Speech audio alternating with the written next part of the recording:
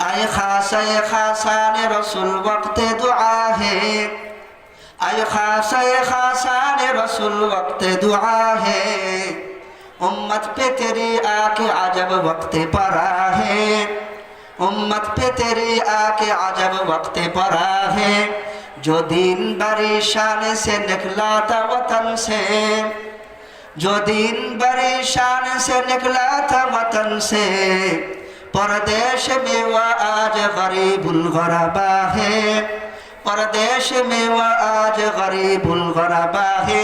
मोहम्मद मुस्तफा सल्लल्लाहु अलैहि वसल्लम তায়েফের ময়দানে রক্ত ঝরাইছেন, উহুদের ময়দানে রক্ত ঝরাইছেন, দান দান শহীদ করে যেই দিন আমাদের কাছে দিয়ে গেছেন। 1400 বছর পর্যন্ত অনেক হাজার মুমিন গাজী শহীদরা এই ইসলামকে জিতিয়ে রেখেছেন। এখন আমাদের কাছে ইসলাম আসছে, আমাদের হায়াত 60-70 বছর শেষ হয়ে যাবে। ইসলামের জন্য জীবনের শেষ থেকে, জীবনের শেষ হলেও কিছু একটা করে যেতে চাই, রাজি আছি কিনা? কিছু একটা ইসলামের জন্য করতে চাই, রাজি আছে? কে কে আছে দেখি? কিছু একটা করব, আল্লাহর জন্য করব। আল্লাহ তুমি এদের সকলের হাতকে কবুল করো, আমাদেরকে কবুল করো। আল্লাহু আকবার, আল্লাহু আকবার,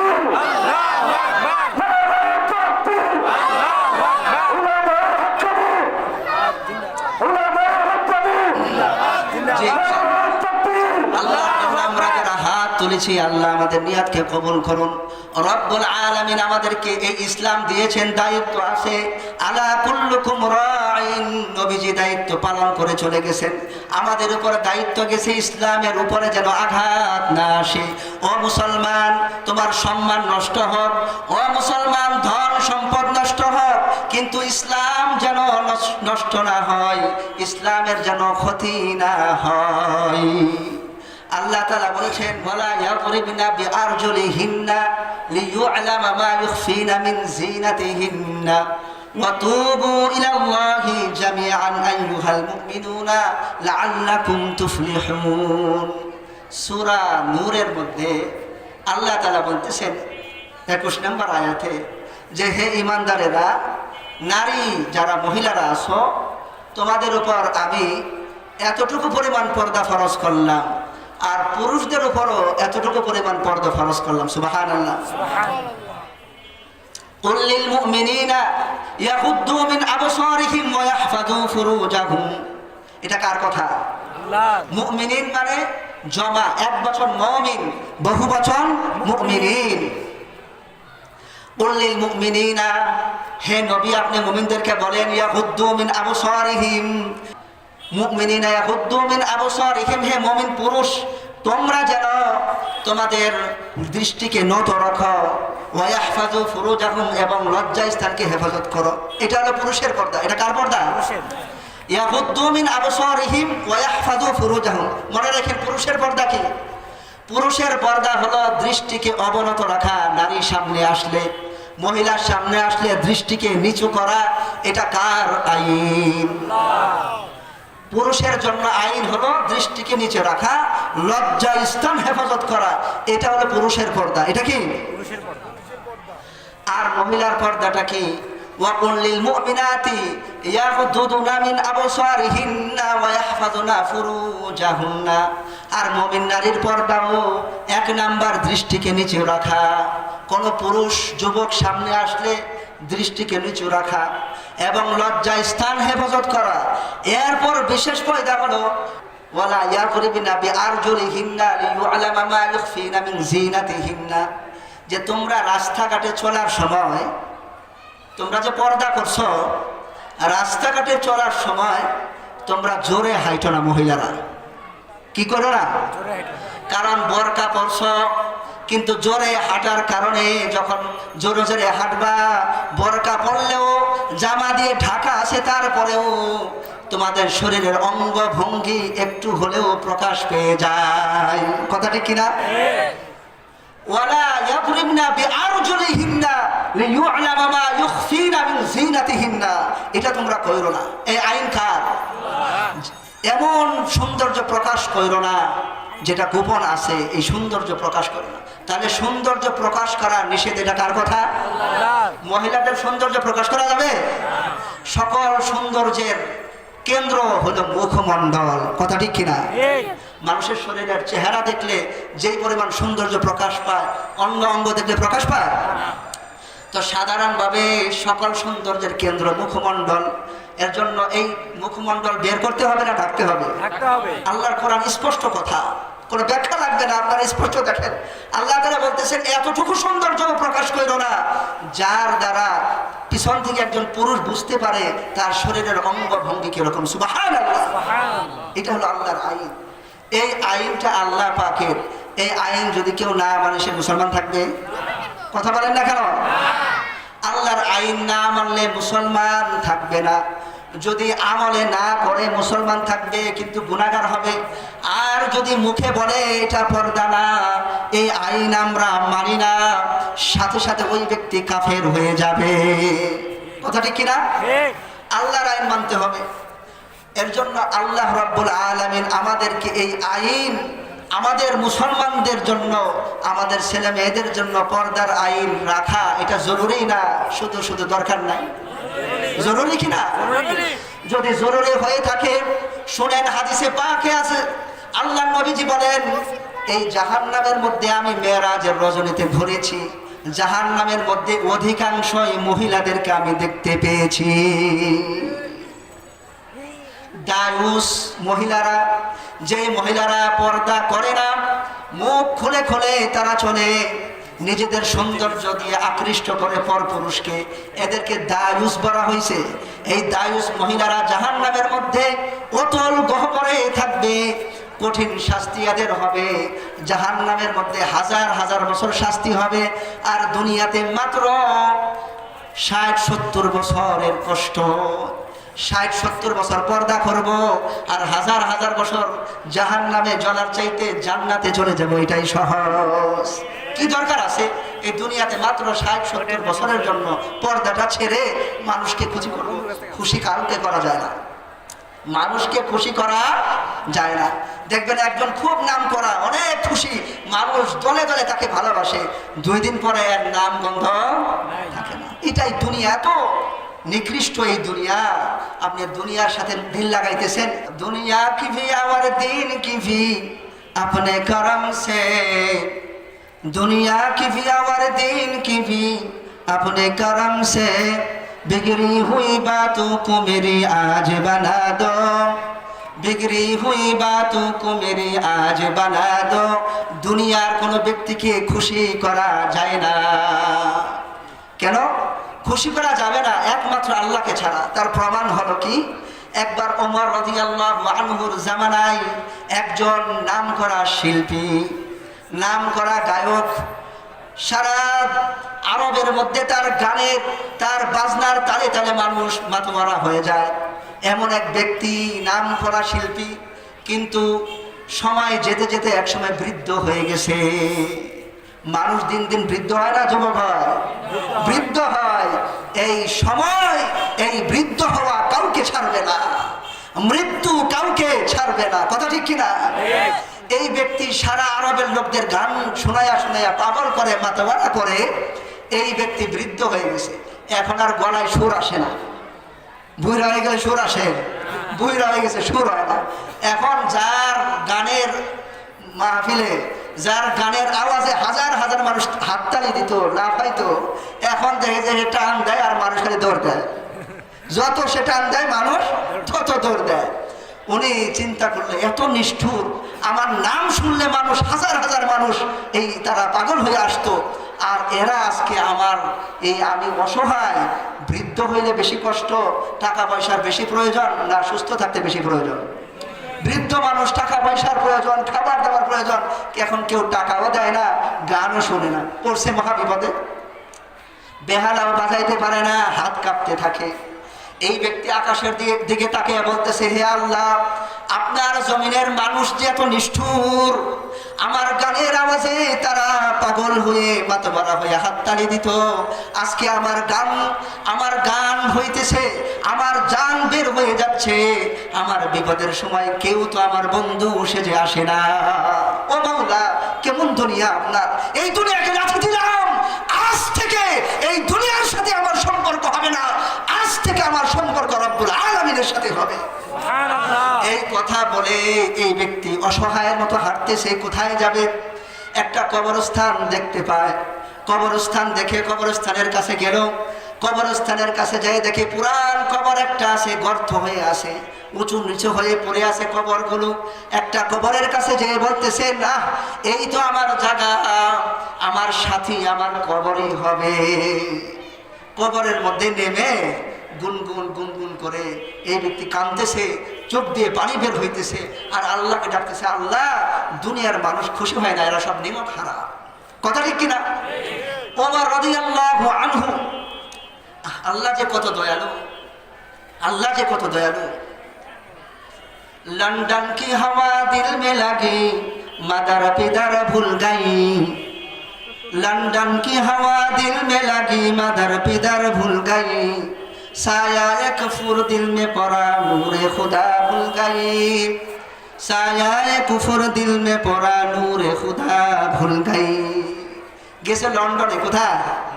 লন্ডনে বেড়াইতে যায়া লাল নীল বাতি দেখা মা বাবার কথা আর মনে নাই, বুঝলে গেছে কিসের মা বাবা, এত চাকচিক্য কিসের উস্তাদ। উম্মতের বড় বড় ওলামায়ে কেরাম, এদেরকে স্মরণ নাই, যারা নিজেদের জান মাল উম্মতের জন্য খরচ করে। কথা ঠিক কিনা বলেন না? কথা বলতে রিস্ক আছে না? কথা বলতে রিস্ক আছে না? আল্লাহকে ছাড়া কাউকে ভয় করবেন না, মনে থাকবেন ইনশাআল্লাহ। কোনো রিস্ক নাই। ওয়াকুলু কাওলান সাদীদা, জান চলে যাবে কিন্তু সঠিক কথা বলবো, রাজি আছেন ইনশাআল্লাহ? জান চলে যাবে, সঠিক কথা বলবেন। ওয়াকুলু কাওলান সাদীদা, আল্লাহর হুকুম। ওমর ঘুমাইছে, ঘুমের মধ্যে স্বপ্নে দেখে, হায় হায়, আল্লাহ তাআলা বলতেছেন, ওমর ওই কবরস্থানে যাও। কবরস্থানের মধ্যে আমার এক বন্ধু আমার নাম ধরে ধরে ডাকতেছে। কেউ তো আপন না, আসল আপন কে? আল্লাহ। ওমর কবরস্থানে গেলেন, যাওয়ার পরে দেখলেন কবরস্থানের মধ্যে আল্লাহ রাব্বুল আলামিন কি কুদরত। কবরস্থানের মধ্যে এই এলাকার নাম করা শিল্পী গান গায়ে গেয়ে মানুষকে আকৃষ্ট করে এই পাপিষ্ঠ ব্যক্তি কবরস্থানে শুয়ে শুয়ে কাঁদতেছেন। ওমর আশ্চর্যজনিত হয়ে গেলেন, কি ব্যাপার? এই যেই শিল্পীর মানুষকে গুমরা করতো, গান গাইতো, খোরা যুক্তি দিত, খালি ময়দানে, অনেক শিল্পী আছে না, খালি ময়দানে গান জায়েজ কয় না? আপনারা কথা বলেন না কেন? কয় গান ইসলামে হারাম না, ইসলামে জায়েজ। গান ইসলামে জায়েজ। সৌতানে সৌতানে মালউনানে ফিদ দুনিয়া ওয়াল আখিরা। নবীজি বলেন, কে বলেন? বলেন আপনারা বলেন, কে কার কথা? নবীজির কথা। আমাদের নবীজি বলেন, সৌতানে মালউনানে ফিদ দুনিয়া ওয়াল আখিরা। দুইটা শব্দ আল্লাহ পাকের কাছে খুব নিকৃষ্ট, অত্যন্ত মন্দ। কয়টা শব্দ? ফিদ দুনিয়া ওয়াল আখিরা, দুনিয়াতেও এবং আখিরাতেও, দুনিয়াতেও এবং আখিরাতেও খুব নিকৃষ্ট শব্দ দুইটা। কি? মিজমারুন ইনদা নাগমাতিন। মিজমারুন বাদ্যযন্ত্রের আওয়াজ। সকালে জোরে বলেন, কিসের আওয়াজ? বাদ্যযন্ত্রের আওয়াজ। বাদ্যযন্ত্র কখন বাজানো হয়? গানের সময় তো নাকি? বাদ্যযন্ত্রের নাম বলেন তো। বাদ্যযন্ত্রের নাম বললে এক নম্বরে সবাই বলবে ঢোল। কথা ঠিক কিনা? সাধারণভাবে যেটা চিনেন আপনারা, সব এক নম্বরে কি বলবেন? ঢোল, তবলা, হারমোনি আর বেহালা, আরো হাজার হাজার যত কিছু আছে। তো এই ঢোল তবলা আর এগুলা দিয়ে এই মেজমারুন ইনদা নাগমাতিন, নাগমাত মানে গান, গানের সময় ঢোল তবলার আওয়াজ আল্লাহ রাব্বুল আলামিনের কাছে সবচেয়ে নিকৃষ্ট লাগে। কথা ঠিক কিনা বলেন? এটা কার কথা? আমার কথা না নবীর কথা? কই গান বাজনা ইসলামে জায়েজ না। সূরা লুকমানের 6 নম্বর আয়াত, ওয়া মিনান নাসি মান ইয়াশতারি লাহওয়াল হাদিসি লিয়ুদিল্লা আন সাবিলিহি। ওই সমস্ত ব্যক্তি, মানুষের মধ্যে থেকে কিছু ব্যক্তি আছে যারা ফাহেশা, অশ্লীল বাক্য, গল্প গুজব, গান বাজনা, অশ্লীলতা, ফাহেশা, লাহওয়াল হাদিস দিয়ে মানুষকে গুমরা করে। ওয়াইদা তুতলা আলাইহি আয়াতুনা, যখন তাদেরকে আল্লাহর আয়াত সমূহ শোনানো হয় তখন তারা ওয়াল্লা মুস্তাকবিরান, অহংকার করে মুখকে ফিরিয়ে নেয়। আবার এই কোরআনের কথা যদি বিশ্বাস না হয়, যারা গান বাজনার পক্ষে কোরআনের আয়াত তেলাওয়াত করে শোনান, দেখবেন অহংকার করে মুখকে ফিরিয়ে নেবে। এটা কোরআনের মুজিজা। এক বিশ্বাস না হলে যারা গান বাজনা হারাম জিনিসকে যারা হালাল করতে চায়, আল্লাহর কোরআনের আয়াত তাদের সামনে তেলাওয়াত করেন, দেখবেন এরা মুখ ফিরিয়ে নিবে, অহংকার করতে থাকবে। কাল্লাম ইয়াসমাআহা, যেন তারা শুনেই নাই, যেন তারা শুনেই নাই। এটা আল্লাহ রাব্বুল আলামিনের কথা। গান বাজনা, আল্লাহ নবীজি বলেন, আমি এই দুনিয়াতে গান বাজনা ধ্বংস করার জন্য আসছি। সুবহানাল্লাহ বলেন। আবু দাউদ শরীফে হাদিস আছে, মুসলিম শরীফে হাদিস আছে, আল্লাহ রাসূল সাল্লাল্লাহু আলাইহি সাল্লাম বলেছেন যে আমি এই দুনিয়াতে গান বাজনা ধ্বংস করার জন্য আসছি। আর বলতেছে যে গান বাজনা জায়েজ আছে, ইসলামে নিষিদ্ধ নয়। যদি জায়েজ থাকতো আবু বকরের চাইতে বেশি গান কেউ গাইতে পারতো না। যদি গান জায়েজ থাকতো বেলালের চাইতে বেশি গান কেউ গাইতে পারতো না। আল্লাহু আকবার। বেলালের আজানে হাজার হাজার মানুষ পাগল হয়ে যেত। আরে বেলালের আজান, এত সুন্দর কণ্ঠ, বেলালের চাইতে বেশি গান তোমরা গাইতে পারতে না। যত শিল্পী মন্ত্রী এমপি মন্ত্রী আসো, যত বয়াতি আসো, এই দুনিয়ার যত নাম করা শিল্পী আসো, ও দুনিয়ার যত মানুষ মুসলমান আসো, বেলালের চাইতে সুন্দর কেউ গান গাইতে পারত না। বেলাল যখন আজান দিতেন, এই আজানের আওয়াজ 12 মাইল পর্যন্ত শোনা যাইত।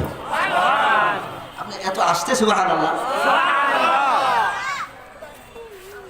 এত সুমধুর আজান 12 মাইল পর্যন্ত শোনা যাইত। এমনকি এই বেলাল শুধু দুনিয়ার মুয়াজ্জিন না, বেলাল শুধু দুনিয়ার মুয়াজ্জিন না, বেলাল আখিরাতেরও মুয়াজ্জিন। হাসরের ময়দানে 50,000 বছর পর আল্লাহ রাব্বুল আলামিন বলবেন, ঠিক আছে হে আমার প্রিয় হাবিব, আপনার উম্মত বিসমিল্লাহ না বললে আমি এই হাসরের ময়দানের বিচার কার্য শুরু করব না। সকলে তখন আমরা একসাথে বলবো বিসমিল্লাহির রহমানির রহিম, একসাথে বলবো। এটা বলার পর বলবে বেলাল আজান দাও। বেলালের আজান ওই সময় আল্লাহ রাব্বুল আলামিন এত পাওয়ার দিবেন, বেলালের আজানে সারা হাসরবাসী এক কানে বেলালের আজান শুনতে পাবে। সারা হাসরবাসী, দুনিয়ার শুরু থেকে নিয়ে শেষ পর্যন্ত, জিন ইনসান পশু পাখি মানুষ সব উপস্থিত, বেলালের আজান সকলে এক কানে শুনতে পাবে। চিন্তা করছেন বেলালের আজান। যাই হোক, যেই কথা বলতেছিলাম, ইয়া আইয়ুহাল্লাযীনা আমানুত্তাকুল্লাহ ওয়া কুলু কাওলান সাদীদা, হে ঈমানদারেরা আল্লাহকে ভয় করো। 2 নাম্বার, কুলু কাওলান সাদীদা, সঠিক কথা বলতে তোমরা বিন্দুমাত্র পিছপা হইও না। রাজি আছি? সঠিক কথা বলবেন। সম্মান নষ্ট হোক, আল্লাহর জন্য নষ্ট হোক, নিজের ভালোবাসার মানুষের জন্য মান সম্মান সবই নষ্ট হয়, তখন তো কিছু হয় না। টাকা পয়সা কামানোর জন্য মানুষ কত নিচে নামতে পারে, জনগণের টাকা পর্যন্ত লুট করতে পারে, এটা কি মান সম্মান হানি হয় না? সকলেই খারাপ না, অনেক ভালো মানুষ আছে, আছে কি না? সব জায়গায় অনেক ভালো মানুষ আছে যারা জনগণের খেদমত করে। আমরা তাদের জন্য দোয়া করবো ইনশাআল্লাহ, আল্লাহ তাআলা তাদেরকে হায়াত দারাজ করুন। যাই হোক, আমার মোট কথা হলো আল্লাহ রাব্বুল আলামিন বলতেছেন কুলু কাওলান সাদীদা, সঠিক কথাটা বলো। যদি বলো তাহলে কয়েকটা পুরস্কার আছে, শুনবেন ইনশাআল্লাহ। পুরস্কার কি? ইউসলিহ লাকুম আ'মালাকুম ওয়া ইয়াগফির লাকুম যুনুবাকুম ওয়া মান ইউতি'ইল্লাহা ওয়া রাসূলাহু ফাকাদ ফাযা ফাওজান আযীমা। এটার পুরস্কার ইউসলিহ লাকুম আ'মালাকুম, তোমাদের অতীতের জীবনের সমস্ত আমলগুলো আমি ঠিক করে দেব। দুনিয়া কি ভি और दीन की भी अपने करम से, दुनिया की भी और दीन की भी अपने करम से, बिगड़ी हुई बातों को मेरी आज बना दो। ও আল্লাহ, আমার কাজগুলো আপনি সঠিক করে দেন, আমি তো পারি না। আল্লাহ, আমার কাজগুলো আপনি সঠিক করে দেন। কে করবে? বান্দার দায়িত্ব চেষ্টা করা। আল্লাহ বলেন তুমি চেষ্টা করো, তুমি পারবা না। এই দুনিয়াতে ইসলাম কায়েম আমরা করতে পারবো? কথা বলেন না কেন? এই দুনিয়াকে সব মানুষ আমরা ভালো করতে পারবো? আমাদের কাজ হলো চেষ্টা করা। আমাদের কাজ কি? ভালো করার মালিক কে? ভালো করার মালিক কে? আল্লাহ রাব্বুল আলামিন। আমাদের কাজ চেষ্টা করা। চেষ্টা করতে যারা চেষ্টা করবে তারা সফল হবে। আবু বকর চেষ্টা করছে কিনা? ওমর চেষ্টা করছে কিনা? উসমান চেষ্টা করছে কিনা? আলী চেষ্টা করছে কিনা? আহারে, উম্মি লাকব মাহে আরব মারকাজে ঈমান উম্মি লাকাব মাহে আরব মারকাজে ঈমান হর ইলম আমল রাত মাদারি ওয়া মুদিরি হর ইলম আমল রাত মাদারি ওয়া মুদিরি উম্মি নবী লেখাপড়া শিখেন নাই কোনো স্কুলে, কোনো উস্তাদের কাছে লেখাপড়া শিখে নাই। আল্লাহ রাব্বুল আলামিন পুরস্কার হিসেবে দিবেন وقولوا قولا سديدا يصلح لكم أعمالكم ويغفر لكم ذنوبكم তোমাদের আমল সমূহ আমি সঠিক করে দিব।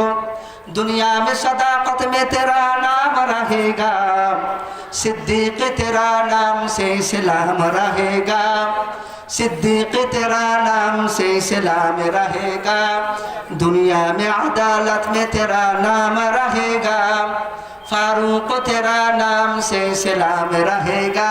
আবু বকর ইসলামের জন্য সব দিয়েছেন, ওমর ইসলামের জন্য সব দিয়েছেন, ওসমান ইসলামের জন্য সব দিয়েছেন, আলী ইসলামের জন্য সব দিয়েছেন। তারা কি ক্ষতিগ্রস্ত হয়েছে না জিতে গেছে? আবু বকর হাইরা গেছে না জিতে গেছে? আপনারা জিততে চান? কে কে চায় দেখি? আল্লাহ সকলের হাতগুলি কবুল করো, আমিন।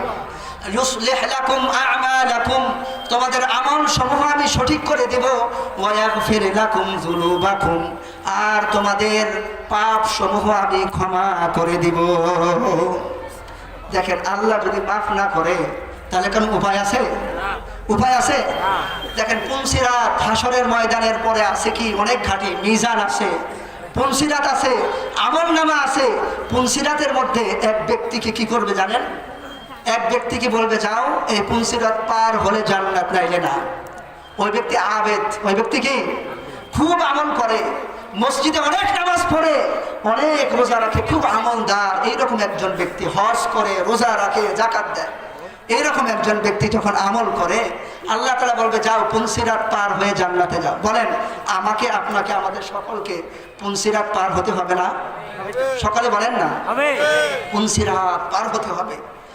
ওই পুনসিরাত পার হতে হবে কারো জন্য সংকীর্ণ পথ, কারো জন্য উন্মুক্ত পথ, কারো জন্য সেকেন্ডের মধ্যে পার হবে, কারো জন্য ৭০,০০০ বছর লাগবে পার হতে।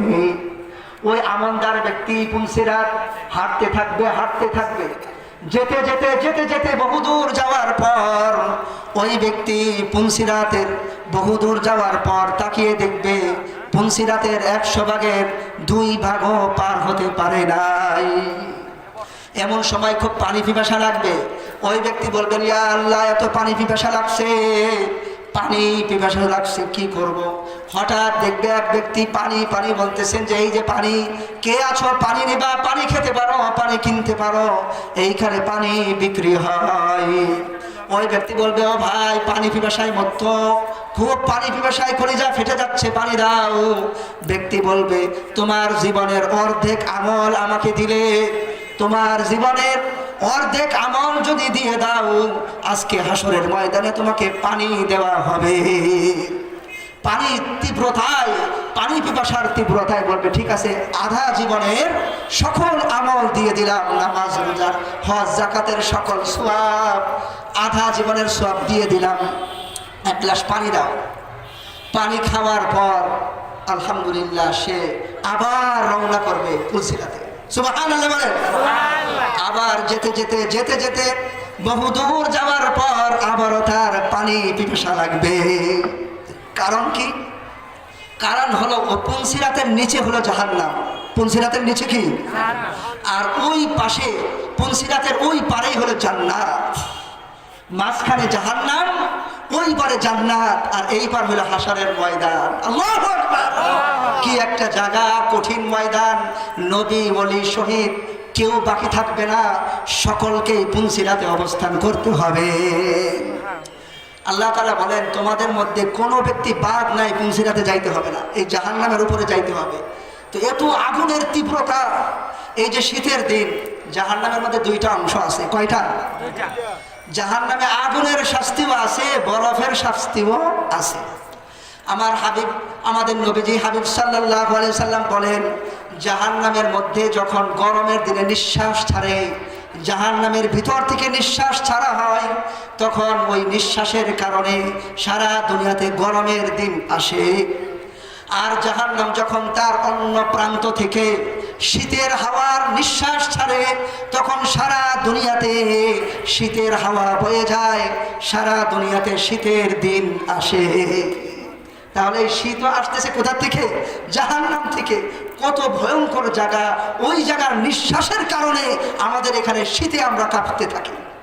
কত ভয়ঙ্কর সেই জাহান্নাম! এত গরম, তার উপরে এই পুলসিরাত স্থাপিত আছে।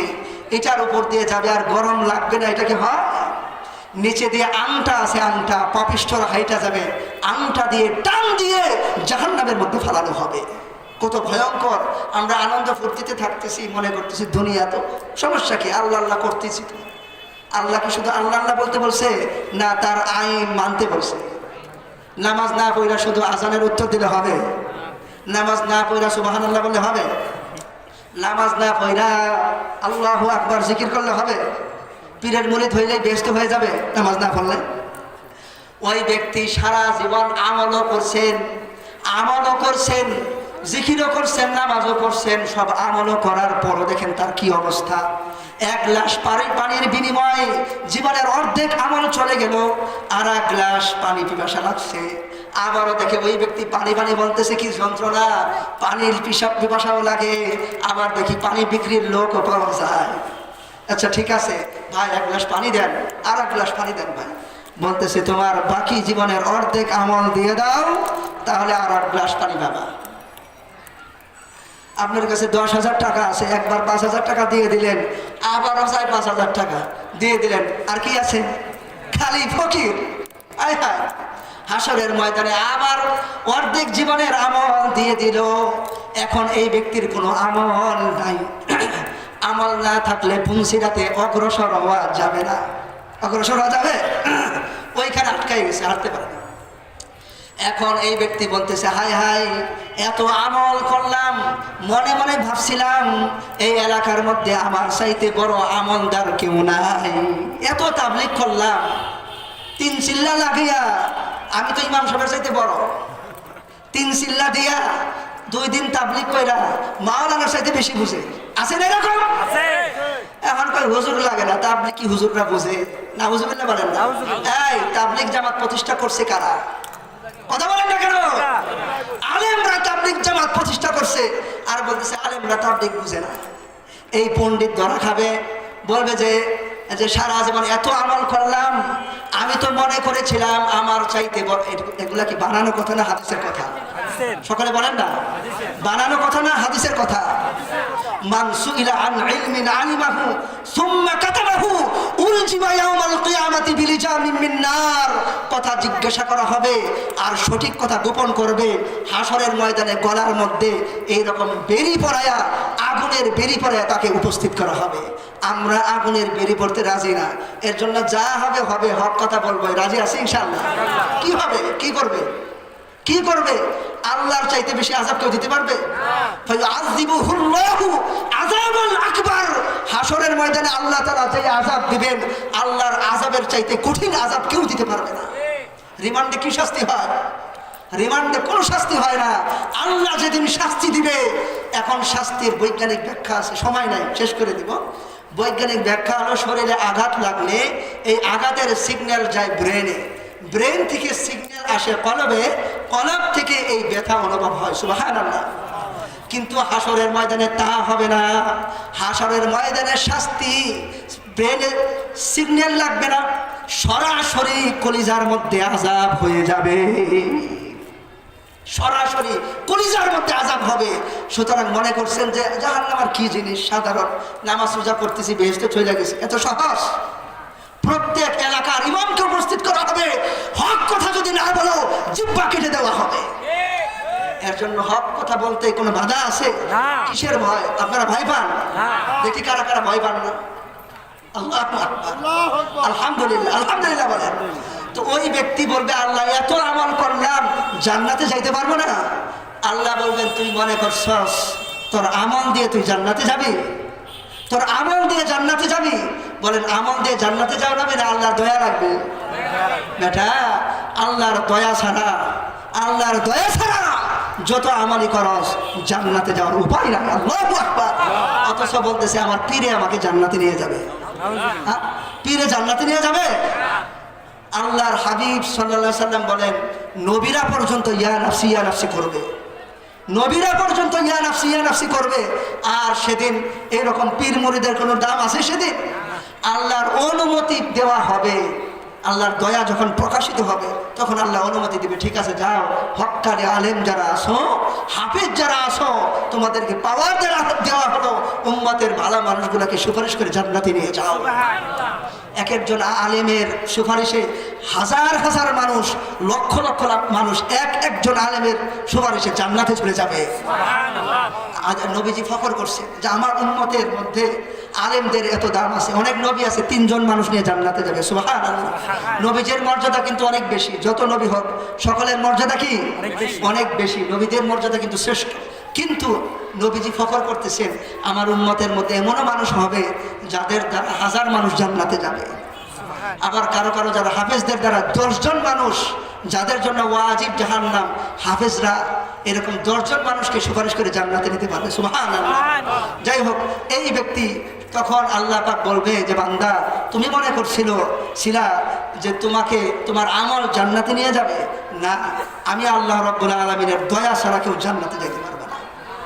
সময় নাই, সামনে ভবিষ্যতে আল্লাহ রাব্বুল আলামিন সুযোগ দিলে আল্লাহ তাআলা কথা যদি তৌফিক দেয় বলা হবে ইনশাআল্লাহ। ওয়া আখিরু দাওয়ানা আনিল হামদুলিল্লাহি রাব্বিল আলামিন। আল্লাহ রাব্বুল আলামিন আমাদের সকলকে কবুল করুন। এখানে আমরা যারা উপস্থিত হয়েছি একমাত্র আল্লাহর জন্য, অন্য কোনো নিয়ত নাই। সকলকে আল্লাহ তাআলা কবুল করুন।